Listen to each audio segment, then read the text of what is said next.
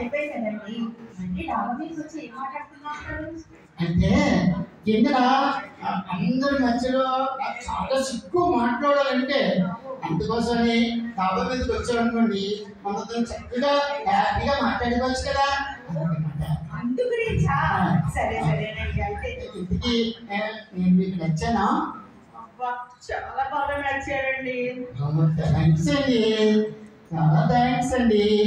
నేను మీకు నచ్చానా? మీరు నచ్చారో లేదో చెప్పే ముందు నేను కొన్ని క్వశ్చన్లు అడుగుతాను, దానికి సమాధానం చెప్తే అప్పుడు చెప్తాను. సరే అండి, అడుక్కోండి. అడుక్కోండి ఏంటి, అడగండి అని అన్నారు. సరే అడగండి. అయితే నా మొదటి ప్రశ్న ఏంటంటే, పట్టణంలో చదువుకున్న అమ్మాయిలు చదువుకునేటప్పుడు క్లాసులకు ఎక్కువ చేసి ఇంగ్లీష్ సినిమా కాబట్టి వెళ్తారని మా ఫ్రెండ్ చెప్పాడు. మీరు ఎప్పుడైనా అలా వెళ్ళారా? అబ్బే, నేను ఏ సినిమాకి వెళ్ళలేదండి. ఆలోచిస్తుంటే ఒక గుర్తు వస్తుందండి. ఒక్కసారి వెళ్ళానండి. ఏంటి, ఇంగ్లీష్ సినిమాకా? అబ్బా ఊరుకోండి, ఇంగ్లీష్ సినిమా అడుగుతారు కాదు.